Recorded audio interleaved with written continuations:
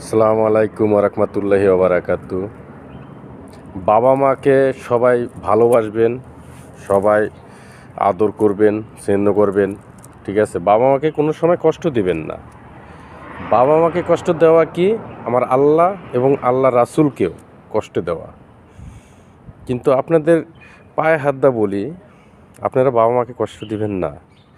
যেই বাবা মায়ের জন্য এই দুনিয়াতে আমরা আসছি, সেই বাবা মাকে আমরা কোনো সময় কষ্ট দিব না। আমরা প্রতিজ্ঞা করব, আমরা কোনো কষ্ট দিব না।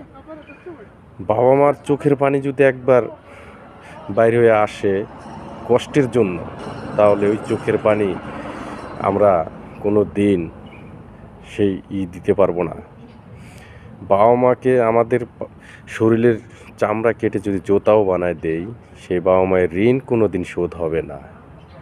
আমার আল্লাহ বলেছেন, আমার নবী বলেছেন, বাবা মা এমন একটা স্থানে আছেন।